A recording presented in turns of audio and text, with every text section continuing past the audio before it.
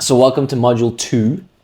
In this module, we're going to be focusing in on emotional and mental regulation, as well as starting to go a bit deeper into where all of these limiting beliefs, fears, insecurities, so on and so forth actually come from. So this is going to be a really interesting module, and this is where we start going deep into the tools, the techniques, and then the deeper understanding of the psychological aspects of all of this. So one thing I want to say, just to motivate you, but also just to, motivate and inspire you to really put in the work when it comes to all of this. This section specifically, when we speak about the tools and techniques, you don't need to understand them. I'm going to bring it across and share it in a way where it's very hard not to understand them, but you don't need to understand them for these to really make a big difference. All you have to do is do the tools and the techniques. Do what I say. But as I said, I will try my best to convince you, to show you, to help you understand why each of these are important and impactful. But if you just blindly follow, you will make huge progress. And I say that because it's things like this where if you can create these new habits, you can genuinely change your life. And a lot of the time within psychological aspects of all of these kind of things, people need a lot of convincing. People need a lot of, let's say, motivating or inspiration to do these things. I'm going to do my best to do that. But if you literally just do what I'm about to say, you will shift your growth journey by tenfold. There's people in the community here who have been here before who can definitely attest to that. So that being said, let's get into it. And how I want to start this is, I'm just going to share my screen quick, just to give a little bit of a recap. So, quick recap about what we spoke about before. We figured out that there's a cycle to this attachment style stuff. There is a unconscious and conscious self-sabotage cycle. And the way it looks is, it starts with the beliefs, which then bring up the thoughts, which bring up strong emotions. These two things combine, sending us into like a tornado of fight or flight, of unhealthy reaction, which causes the behavior, which is usually negative, right? So I'll just put a little red dot there, or unhealthy, let's say. That then causes a negative outcome. And that negative outcome, based on your actions, because you were controlled by the emotions and the thoughts that came from the limiting belief, then reinforces whatever that limiting belief was, therefore creating and continuing the cycle of insecurity. So what we're looking into now is how to deal with the thoughts and the emotions to break this cycle. So as I said before, you can break this cycle in any one of these areas. So you can break them at the beliefs, you can break them at the thoughts, at the emotions, at the behaviors, and then that just naturally creates a more successful outcome rather than a negative one. But really, if we want to be completely successful, and for us to even be able to create a different behavior within ourselves, we need to be able to deal with the emotions and the thoughts first. And the best way I can describe that or really show that is, take yourself back to any moment where you were triggered in your relationship. Even if I told you exactly how to say something in a healthy way, or to ask for reassurance in a healthy way, or to set a healthy boundary, would you be able to do it if you're in that space of trigger, if you are being controlled by the thoughts and the emotions? Very unlikely, right? Because in that moment, you're not really in the pilot seat. You're taken over by these emotions and by that intensity. In the same way, and this will be important later, but sometimes dealing with the thoughts, dealing with the emotions, even setting the healthy response might still be difficult until you've dealt with the belief underlying it all. This is also why I said to you, sometimes for you to be able to actually do what I'm about to say, or at least want to do what I'm about to say, like these tools and techniques, your belief around those things need to be shifted. And that's why I said I'm gonna help you do that. I'm gonna give my hands-on experience, understandings to motivate you, to inspire you, to break some limiting beliefs that might be held around dealing with thoughts and dealing with emotions, so that we can implement these really important tools and techniques. But if you can blindly follow me, do that. Like, that would be awesome too. That would make it a lot quicker. But as I said, I'm going to go into this. So now that you understand that, there's a very important part of this I want to explain, and why we're dealing with these emotions and these thoughts. If you think about it, right now, what happens is there's a trigger, and then you have your unhealthy response, right? So it goes straight from whatever the situation was and the trigger that caused it, and the trigger that came from that. So whatever the trigger was would be here in the middle. Right now, what's usually happening is it's going straight from this trigger to the unhealthy behavior. All of these other things are still happening, but our immediate response is like, I'm triggered, bang, I'm going straight into whatever the unhealthy reaction is. So what we want to do with the reason we're learning these thought and emotional regulation tools is so that we can create what I like to call a golden opportunity. So what we want to do, or what we will ultimately be doing, let me just do this a bit better visually. Move this over here. So as I said, right now we're going straight from being triggered into responding. What we want to do is we want to use these emotional regulation tools and these thought or mental regulation tools to create a gap in between the trigger and our response. So we want to basically lengthen the space of time between us being triggered and all of those emotions and thoughts coming up, and the way we respond or react to that. And we're going to, as I said, we're going to use emotional regulation and mental regulation to do that. So basically, and if I were to make this more simple for you, as soon as you get triggered, what I would invite you to start thinking is, there's a trigger. I can feel it in my body. I can feel my emotions. I can see the negative thoughts coming up. What's the first thing I need to do?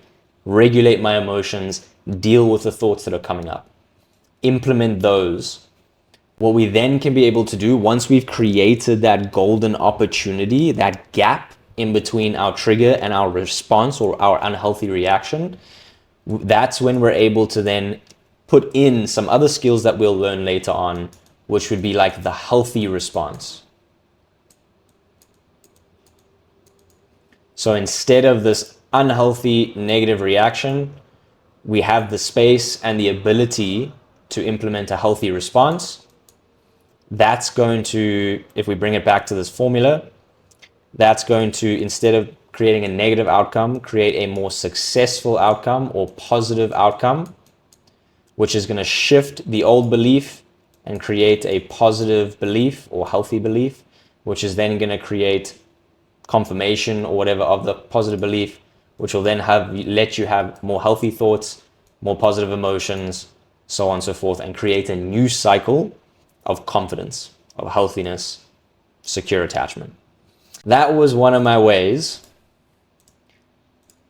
of helping you understand and see how vital these tools and techniques are. And if I were to explain it another way, the mental regulation techniques are there to basically pull yourself away from the unhealthy or negative thoughts that are coming up in your mind, so that they're not there controlling you. So you're either able to like shift them or argue against them, which is a technique I'll teach you later, or you're just able to like acknowledge them, but let them go. That way you'll be able to see the you'll have a healthier, more truthful perspective of whatever the situation is that brought up the trigger. Secondly, if you're, well, technically, firstly, in the whole tree of how we're doing this, but when we're dealing with the emotions, the reason we deal with the emotions is to basically physically calm ourselves down too. Because you know what it's like when those emotions are in heightened state and everything's taking over. There's panic, there's fear, there's anger, there's frustration, there's worry, whatever it is. We need to deal with that first. I'll explain that later, but that is basically to calm us down physically, tangibly, so that we're then able to deal with the thoughts, which ultimately brings us to this place of like, I'm able to view the situation logically, I'm able to be in control and in a calm space, therefore I'm able to deal with this whole situation in a much more rational, healthy, logical way, which is very important. And by the way, this doesn't mean emotions aren't involved anymore. You can still be a very kind, loving, caring person and be logical. Very important to understand. When I was first doing this stuff in my own life, and I would try and deal with these situations I was facing in a logical way, the feedback I would always get is like, you're so like robotic and logical. That's not how you do it. Like, what, there's emotions involved in this. I'm like, yes, 100%. But there needs to be a balance. You need to be able to understand, express your emotions, but not let them control you. And also, you should be able to deal with what's happening in a logical, rational, clear way without being a robot. So very important. That balance is vital. Something else I wanted to say about this too, which is very important part around emotional regulation. And emotional regulation is what we're going to deal with first here. You understand your inner world a bit better now. You can see how these sabotage cycles happen and how they come about. You can pinpoint them now. We need to now build the emotional strength to stay steady when things are getting hard, when things are getting overwhelming. And that's the point of emotional regulation. Having fear, being sad, feeling any type of emotional pain, it doesn't make you broken. They're a very normal part of being human. Emotions are normal. Emotions are there for a reason. They're guidelines. They are a guidance system. But real power comes from knowing how to meet those emotions and not let them consume you. And that's the ability of staying steadfast, steady, grounded in the face of emotions. So we're going to learn that skill, emotional regulation. Basically how to hold your emotions without losing yourself in them. So I'll give you a perfect example of this before we go into the actual tools and techniques.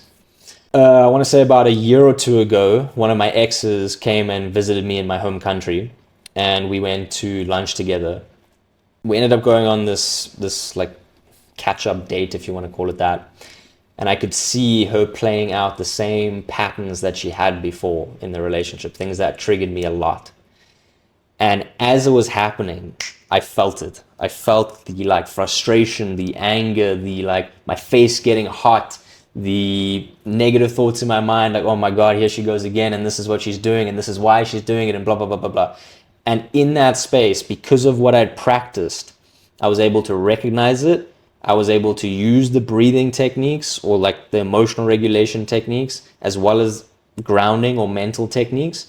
And within the space of about a minute or two, I was able to catch it, calm myself down, argue all those thoughts that came up. And what would have been like an explosion of, I said this, therefore she got reactive, therefore I got reactive, therefore like we fighting against each other, turned into a very peaceful, calm, enjoyable rest of the day.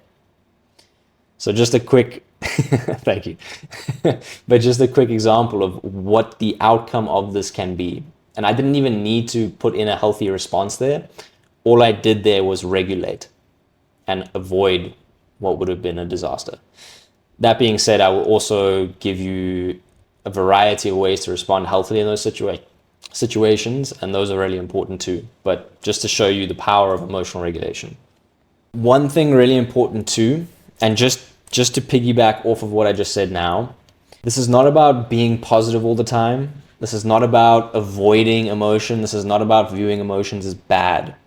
What we want to be able to do is to be able to feel emotion fully without acting impulsively or destructively.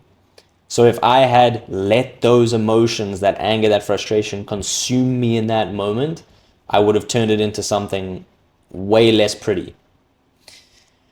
What we want to be able to do in that moment is to be able to stay connected to our truest self in that space and time, or securest self, if you want to call it that. In other words, not being consumed by the emotion and following what that emotion says. Because again, remember, the emotion is coming from the limiting belief. And we know now that those limiting beliefs, those understandings, those old patterns are in a way trying to sabotage us. So we want to be able to regulate the emotion so that that limiting belief can't sabotage us or control us. So it's knowing how to soothe yourself, how to come back to center while those emotions are like hitting us from all sides. Last thing before we go into these tools, I want to just give you an understanding of what it feels like to regulate, what it's going to look like and seem like physically, which is it feels as though like a steadiness in your mind and in your chest. I know you know what it feels like when you're dysregulated and when you are in that state of panic or frustration or anger. Imagine, the best way I like to describe it when you're using these tools is going from that heightened state in whatever way it comes up from you, and almost as though it is like a balloon letting out air or a dissolving of some kind. When you're using these techniques, it brings that heightened state down and it creates a grounded steadiness inside of you. So it's not that the feeling necessarily disappears, but it dissolves or it comes down or it like degrades enough to a point where then you can do other things. For example, deal with the thoughts or implement a healthy response, so on and so forth.